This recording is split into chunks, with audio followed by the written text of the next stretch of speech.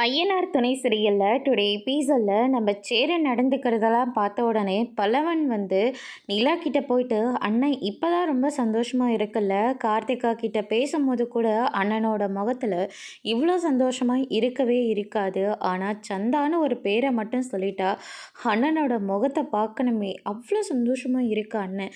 அண்ணனை பார்க்க தான் இப்போ நம்ம எல்லாருக்கும் ரொம்ப சந்தோஷமாக இருக்குது. அண்ணன் மட்டும்தான் இந்த வீட்டில் ஃபோன் மட்டும் யூஸ் பண்ணாமல் இருந்தது, ஆனால் இப்போ இந்த வீட்டில் அண்ணனும் ஃபோன் யூஸ் பண்ண ஆரம்பிச்சிருச்சு அப்படின்னு சொல்லிட்டு நம்ம பல்லவன் சொல்லிக்கிட்டு இருக்காங்க. அண்ணனை இப்போ பார்க்க எனக்கும் ரொம்ப சந்தோஷமாக தான் இருக்குது அப்படின்னு சொல்லிட்டு நிலாவும் சொல்லிக்கிட்டு இருக்காங்க. அதுக்கு அடுத்ததாக பார்த்திங்கன்னா நம்ம சேரன் இருந்துட்டு, ஆமாம் என்ன நீ காலேஜுக்கு போலியடா நிலா, நீ ஆஃபீஸ்க்கு போகலையா, இல்லைண்ணா கிளம்பணும், பாக்ஸை எடுத்துக்கிட்டல அப்படின்னு சொல்லிட்டு கேட்டுக்கிட்டு இருக்காங்க. நான் எடுத்துக்கிட்டேன் அப்படின்னு சொல்லிட்டு நிலாவை பஸ்க்கு போகலான்னு சொல்லிட்டு கிளம்புறாங்க.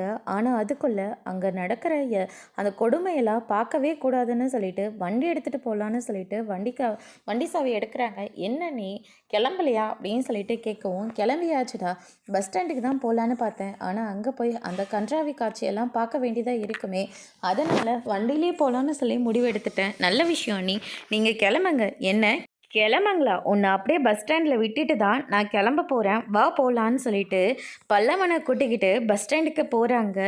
என்ன நீ கிளம்புங்க அப்படின்ற மாதிரி சொல்கிறாங்க. பரவாயில்லடா பல்லவா, இன்னும் எனக்கு டைம் இருக்குது, அதனால் உன்னை பஸ்ஸில் ஏற்றிட்டு அதுக்கப்புறமா நான் கிளம்புறேன் அப்படின்னு சொல்லிட்டு நீலாவும் கூட சேர்ந்து வெயிட் பண்ணிகிட்ருக்காங்க. அந்த இடத்துல கார்த்திகா இருக்காங்க. ஆமாம் அவர் வரலையா அப்படின்னு சொல்லிட்டு போய் கேட்கவும், அவர் வரலனா நீங்கள் அவரை தான் கேட்கணும், என்ன கேட்டுக்கிட்டு இருக்கீங்க, அதான் ஃபோன் நம்பர் இருக்குல்ல, ஃபோன் பண்ணி கேட்க வேண்டியது தானே அப்படின்ற மாதிரி சொல்லிடுறாங்க. இல்லை அவர் ஏதாவது வேலையாக இருப்பார், ஃபோன் பண்ணி டிஸ்டர்ப் பண்ண வேண்டான்னு தான் நான் ஃபோன் பண்ணலை, நீங்கள் யார் அவருக்கு, நீங்கள் அவருடைய அக்காவா அப்படின்னு சொல்லிட்டு கேட்குறாங்க.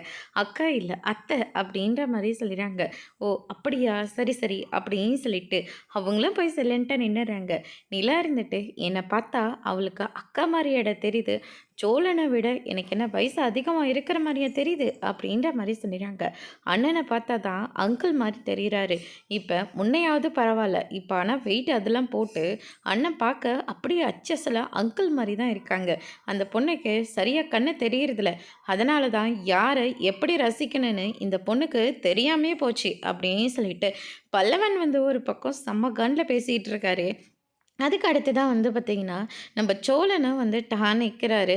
சோழனை பார்த்த உடனே பெட்டர் மாஸ் லைட் அப்படியே பற்றிக்கிட்டு எரிஞ்சிட்ருக்கு கார்த்திகாவுக்கு. அவ்வளோ சந்தோஷமாக இருக்காங்க.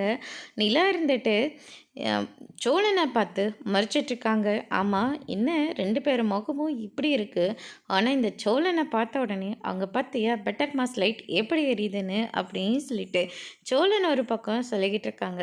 சரி பல்லவா, எனக்கு டைம் ஆச்சு, நான் கிளம்புறேன், நீ பார்த்து பத்திரமா கிளம்பு அப்படின்ற மாதிரி சொல்லிடுறாங்க. அதுக்கடுத்ததா பல்லவன் இருந்துட்டு சரிங்க அண்ணி அப்படின்னு சொல்லிட்டு நிலாவை வழி அனுப்பி வைக்கிறாங்க. அதுக்கடுத்துதான் என்னடா பல்லவா நீ என்கிட்ட இப்போலாம் சரியாக பேச மாட்டேங்கிற அப்படின்ற மாதிரி சொல்லிடுறாங்க. அண்ணன் நீ பண்ணுறது எதுவுமே கொஞ்சம் கூட சரியில்லை, எதுக்காக நீங்கள் இந்த பொண்ணுக்கிட்ட பேசிக்கிட்டு இருக்கீங்க, அண்ணியை வெறுப்பேற்றுறதுக்காகவா, நீ வேற எங்கேயாவது போய் சமத்தியாக வாங்க போகிறேன்னு மட்டும் நல்லா தெரியுதுண்ணே அப்படின்ற மாதிரியே சொல்லிடுறாங்க. என்னடா பல்லவா இப்படியெல்லாம் பேசிக்கிட்டு இருக்கு அப்படின்ற மாதிரி சொல்லிக்கிட்டு இருக்காங்க. அதுக்கு அடுத்ததான் பார்த்தீங்கன்னா நம்ம சோழன் இருந்துட்டு நேராக பாண்டியனை பார்க்குறதுக்காக பாண்டியனோட கடைக்கு கிளம்புறாங்க. அதுக்கு அடுத்ததாக இந்த பக்கம் நிலாவோட ப்ராஜெக்ட் ரொம்பவே சூப்பராக போச்சு. சரி காஃபி சாப்பிட்லான்னு சொல்லிட்டு திவ்யாவோட உட்காந்து காஃபி சாப்பிட்டுட்ருக்காங்க. அப்போ ராகவ் இருந்துட்டு ஸ்வீட் பாக்ஸ் எடுத்துகிட்டு கொடுக்குறாங்க. நேற்றே உங்களோட ப்ரெசன்டேஷன் பரவாயில்ல தான், ஆனால் இன்றைக்கி அதை சூப்பராக நீங்கள் கிளைண்ட் கிட்ட எக்ஸ்பிளைன் பண்ணீங்க, அது ரொம்ப ஸ்வீட் ஆகிடுச்சு, அவங்களும் ஓகே பண்ணுது, அதை விட ரொம்ப சூப்பரு, அதனால் உங்களுக்கு ஒரு சின்ன ட்ரீட்டு ஸ்வீட் வாங்கி கொடுக்கணும்னு தோணுச்சு அப்படின்ற மாதிரி சொல்லிடுறாங்க. அதுக்கு அடுத்ததா அம்மா எனக்கு இதுக்கு கண்டிப்பாக ட்ரீட் வைக்கணும் அப்படின்ற மாதிரி சொன்ன உடனே நிலா இருந்துட்டு ட்ரீட் தானே கண்டிப்பாக வச்சுடுவோம் அப்படின்ற மாதிரி சொல்லிடுறாங்க. என்ன சேலரியெல்லாம் வந்ததுக்கு அப்புறமாவா, எங்கே பாருங்கள் எனக்கு இப்போவே ட்ரீட் வேணும், இன்றைக்கி ஈவினிங் கிளம்புனா கூட போயிட்டு அந்த இடத்துல காஃபி ரொம்ப சூப்பராக இருக்கும், நம்ம அங்கே போகலாம் அப்படின்ற மாதிரி சொல்லிக்கிட்டு இருக்காங்க. இல்லை வீட்டில் வேறு ஒரு இஷ்யூ போயிட்டுருக்கு, அதனால் அங்கே வரதான் நான் சொல்லிட்டேன், சாரி இன்னொரு நாளைக்கு நம்ம போகலாம் அப்படின்ற மாதிரி நம்ம நிலா வந்து சொல்லிடுறாங்க. அதுக்கு அடுத்ததா அவ்வளோதானே பரவாயில்ல இருக்கட்டும் அப்படின்னு சொல்லிட்டு நம்ம ராகவ் வந்து சொல்லிட்டு அங்கேருந்து கிளம்பிறாரு. அதுக்கு அடுத்ததா வந்து பார்த்திங்கன்னா, நாங்களும் எத்தனையோ ப்ராஜெக்ட் பண்ணியிருக்கோம். அப்போல்லாம் அவர் எதுவுமே பண்ணது கிடையாது. எங்கள வெளியிலயும் எங்கேயும் கூட்டிகிட்டு போனதும் கிடையாது. ஆனா நீங்க பண்ணதுக்காக அவர் ரொம்ப பண்ணிகிட்ருக்காரு. எ அதனால் அவருக்கு உங்கள் மேலே தனி ஒரு அக்கறை அதிகம் தான் அப்படின்ற மாதிரி சொல்லிக்கிட்டு இருக்காங்க. அப்படியெல்லாம் ஒன்றும் கிடையாது. நீங்கள் தான் தப்பாக புரிஞ்சுக்கிட்டு இருக்கீங்க அப்படின்னு சொல்லிட்டு நம்ம நிலா வந்து சொல்லிக்கிட்டு இருக்காங்க. அதுக்கு அடுத்ததாக வந்து பார்த்திங்கன்னா, எனக்கு நிறைய வேலை இருக்குது, வா போய் வேலையை பார்க்கலாம் அப்படின்னு சொல்லிட்டு நிலா வந்து அந்த இடத்துலேருந்து கிளம்புறாங்க. அதுக்கு அடுத்ததாக இந்த பக்கம் நம்ம சோழன் இருந்துட்டு ஏசி ஒர்க் ஆகலைன்னு சொல்லிட்டு நேராக நம்ம பாண்டியனோட கடைக்கு போகிறாங்க. எனக்கு வேலை இருக்குடா, என்னாலலாம் இப்போ பார்க்க முடியாது அப்படின்ற மாதிரி சொல்லிடுறாங்க. வர கிளைண்ட் எல்லாருமே கேட்டுக்கிட்டு இருக்காங்க. என்னாலையும் ஏசி இல்லாமல் உள்ளே உட்கார முடியல, ப்ளீஸ்டா கொஞ்சம் பாரு அப்படின்ற மாதிரி சொல்லிடுறாங்க. சரி பார்க்குறேன், ஆமாம் நான் ஜூஸ் குடிக்கிறேன், உனக்கு ஜூஸ் வாங்கிட்டு வந்துட்டுமா அப்படின்னு சொல்லிட்டு கேட்ட உடனே எனக்கெல்லாம் ஒன்றும் வேண்டாம், வேணா நீ போய் குடிச்சிட்டு வா போ அப்படின்ற மாதிரி வந்து சொல்லிடுறாங்க. அதுக்கு அடுத்ததாக வந்து பார்த்திங்கன்னா, வண்டியை ரெடி பண்ணிகிட்டு இருக்கிற போது நம்ம வானதி வந்துடுறாங்க. பாண்டி பாண்டின்னு சொல்லி கூப்பிட்டுட்ருக்காங்க. அதுக்கு அடுத்ததாக பாண்டி இருந்துட்டு அங்கே வேலை பார்த்துட்ருக்கிற உடனே நம்ம வானதி இருந்துட்டு, உன்னை தான் நான் அவ்வளோ தூரம் கூப்பிட்டுட்ருக்கேன்ல, என்ன இதுன்னு கேட்க வேண்டியதானே, ஆனால் நீ நடன எதுவுமே பேசாமல் போயிட்டுருக்க அப்படின்ற மாதிரி சொல்லிடுறாங்க. என்ன பேச சொல்கிற, எதுக்கு பேசணும் அப்படின்னு சொல்லிட்டு பாண்டி வந்து சொல்லிடுறாங்க. உன்னால் நான் வீட்டில் எவ்வளோ அடி வாங்குகிறேன், எவ்வளோ திட்டு வாங்குகிறேன், ஆனால் நீ என்னடா இப்படி பேசாமல் அமைதியாகவே இருக்க, நீ பண்ணுறது கொஞ்சம் கூட சரியில்லை அப்படின்ற மாதிரி சொல்லிக்கிட்டு இருக்காங்க. நான் வந்து உங்ககிட்ட கேட்டேனா என் கூட பேசுன்னு சொல்லி, நீயா ஒரு விஷயத்த பேச ஆரம்பித்தா அதுக்கு நான் என்ன பண்ண முடியும், உனக்கு எனக்கோ செட் ஆகாது சரியா, என்னை விட்டுரு அப்படின்ற மாதிரி வந்து சொல்லிக்கிட்டு இருக்காங்க. இங்கே பாரு, அப்படியெல்லாம் உன்னை விட்டுட்டு என்னால் போகலாம் முடியாது அப்படின்னு சொல்லிட்டு வானதி ரொம்பவே பிடிவாதமாக வந்து பேசிக்கிட்டு இருக்காங்க. அதுக்கு அடுத்ததான் இந்த பக்கம் வந்து பார்த்திங்கன்னா, நம்ம சோழனெல்லாம் வந்துடுறாங்க.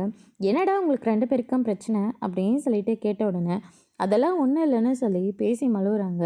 நான் சோழன் அண்ணங்கிட்ட சொல்லியே தீர்வான்னு சொல்லிட்டு வானத்தை இருந்துட்டு, இங்கே பாருங்கண்ணே, நான் உங்கள் வீட்டில் போலீஸ் பிரச்சனைனால எங்கள் வீட்டில் என்ன ஒரு மனுஷியை கூட மதிக்க மாட்டேன்றாங்க. நானும் போலீஸை வச்சு மிரட்டியும் பார்த்துட்டேன், எல்லாம் பார்த்துட்டேன். ஆனால் எனக்கு அப்பைக்கும் கல்யாணம் வந்து ரொம்பவே திட்டம் போட்டு எல்லாத்தையும் பண்ணிக்கிட்டு இருக்காங்க. என்னால் எங்கள் வீட்டில் இருக்க முடியல. அதனால தான் அன்றைக்கி உங்கள் வீட்டுக்கு கிளம்பி வந்தேன். ஆனால் பாண்டி இருந்துட்டு எங்கள் அண்ணனுக்கு கல்யாணம் ஆகாமல் என்னால் உன்னை கல்யாணம் பண்ணிக்க முடியாதுன்னு சொல்லிட்டான். அதனால் சரி அதுதான் சரிதானே அப்படின்னு சொல்லிட்டு நான் என் வீட்டுக்கு கிளம்பி வந்துட்டேன். என் வீட்டுக்கு வந்ததுக்கப்புறமா ஏகப்பட்ட பிரச்சனையாக போய்கிட்டே இருக்கு. அதனால் இந்த நடுவில் சேரன் அண்ணனை பார்த்து நீங்கள் சீக்கிரமாக கல்யாணம் பண்ணிக்கினா மட்டும்தான் பாண்டியனை கல்யாணம் பண்ணிக்குவான்னு நான் சொன்னேன். நான் பண்ணது தப்பு தான். அதுக்காக அந்த நிச்சயம் நின்று போனதுக்கும் அண்ணன் கல்யாணம் பண்ணிக்கணும் முடிவு எடுத்ததுக்கும் நான் தான் காரணம்னு சொல்லி என்கிட்ட சண்டை போட்டுக்கிட்டே இருக்கான் இவன் அப்படின்ற மாதிரி சொல்லிடுறாங்க. இவ்வளோதான விஷயம். பாண்டி சொல்கிறதுன்னு ஒரு விஷயம் கரெக்ட் தான். அதுக்காக என் அண்ணன் அப்படி முடிவு எடுத்தது தப்பு தான். ஆனால் வானதி நீ பண்ணது தப்பு தான். ஆனால் இருந்தாலையும் பாண்டியங்கிட்ட அப்படிலாம் நடந்திருக்கக்கூடாது. பாண்டிகையும் நான் ரொம்ப பிடிக்கும். நான் இதனால தானே நைட்டும் பகலுமா உங்ககிட்ட பேசிக்கிட்டே இருக்கான். அவன் இவ்வளோ சந்தோஷமாக இருந்து நான் பார்த்ததே இல்லை. உன்னை பிடிச்சி போய் உங்கள்கிட்ட லவ்வாக சொன்னதுக்கப்புறமா தான் அவன் சந்தோஷமாகவே இருக்கான். ஆனால் இந்த சண்டையே உங்களுக்குள்ளே எதிராக வந்து நிற்கக்கூடாது. அதனால் தயவு செஞ்சு இனிமேல் 2 பேரும் சண்டை போடாதீங்க அப்படின்னு சொல்லிட்டு சோழன் இருந்துட்டு வானத்தையும் நம்ம பாண்டியும் ஒன்றா சேர்க்குறாங்க. அதோட இன்னைக்கான எபிசோட் முடிச்சிருக்காங்க. இனி ஐயனார் துணையில் அடுத்தடுத்து என்னெல்லாம் நடக்க போகுதுன்றதை வெயிட் பண்ணி பார்க்கலாம். தேங்க்யூ.